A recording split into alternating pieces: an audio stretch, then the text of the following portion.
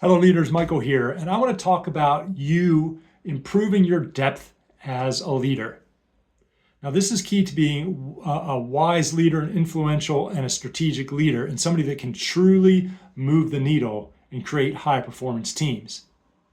Now, what I mean by depth as a leader comes in two places. It comes in depth in yourself and depth with other people. And what depth is when something happens, you are present with it, you are in touch with your intuition, and you go the next level and the next level to truly see what's going on. For example, if you deal with customers, or if you look at some customers that turned out to be bad customers, or if you looked at some employees that turned out that these people didn't work out as employees, chances are your intuition knew it. You look back and after they quit or after you're having problems with them, and you say, you know what, a couple weeks ago, a couple months ago, I knew this person wasn't the right person. Maybe it was even during the interview process that a part of you was like, this isn't a good idea to bring this person on. Yet you didn't look at that. You didn't access that part of your wisdom and your intuition, and you let it go anyway. So what the depth as a leader is really getting to know yourself, listening to yourself, and having the courage to bring that up, to ask that difficult question. So that's how it happens with you. But let's talk about how it happens with other people as well. Because what leaders do, what great leaders do, is they ask that difficult question. They bring the things that are simmering up to the surface so that they can be accessed and dealt with. I was coaching a business owner last week, and he has this VP. This VP is very, very crucial to the company. And this VP has a lot of pressure and responsibility on him. But this VP at every meeting, at every weekly meeting, every time, all this person is doing is complaining about how busy he is, how busy his team is. Now, the fact is they're all busy. This is a crunch time for the organization. And the owner was telling me, we were in the coaching session, he was like, this guy's bringing everybody else down because he's really complaining. And I said, well, what's the result of him complaining? Well, the owner said, well, he's playing into a victim mindset. Everybody also doesn't want to hear how busy he is. And it's also undermining in a way everybody else, because everybody else is busy too, but they're not complaining. And I said, well, did you mention this to him? And he said, well, sort of. And well, sort of usually means no, he didn't. So we really worked on that. He's like, well, he's working a lot. I don't want to bring this up. I'm like, you have to bring things like this up. And bringing things like this up isn't being a jerk. It is helping them reach the next level of leadership.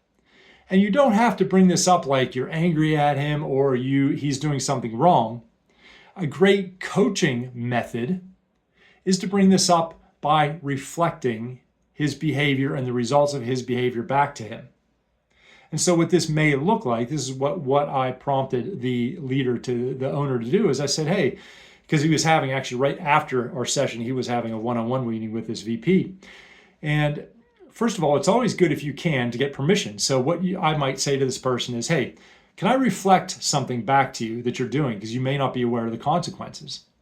And if you're in a good place with them, you have a bit of trust, of course they're going to say yes. And say, hey, I realize you're under a lot of pressure and you are doing a lot of work. Now that I really appreciate, and that's good.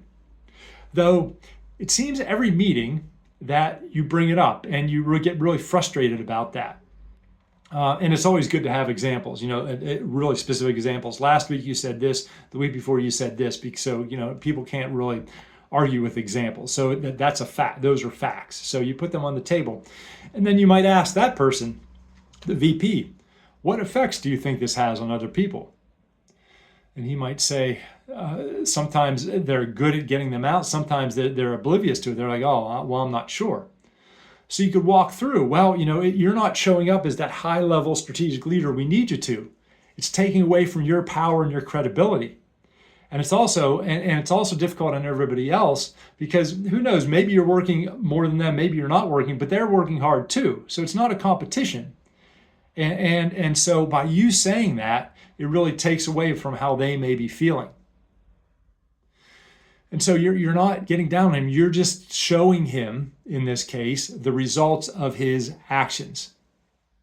And I texted, I said, well, how did that meeting go? And he said, oh, it was a bit awkward. I said, well, why was it awkward? He said, well, when I brought that up to him, he looked sheepish and he got quiet.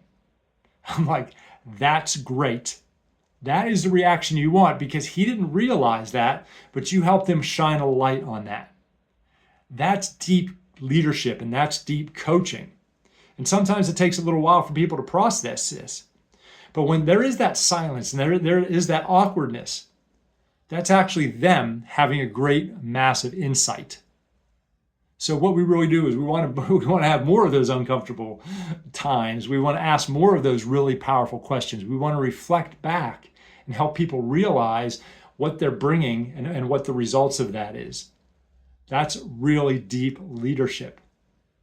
And it means being uncomfortable for you. It means sometimes being uncomfortable for the other person. But that's how you can become a great leader coach. All right, everybody, this is Michael. If you are looking for more depth, we have a really good masterclass coming up. So if you don't have the info on that, drop a little note behind, underneath me, and really go out there and look to see, where do you need to be deeper in your leadership? Where is there a conversation that needs to be brought out and had that you've been ignoring?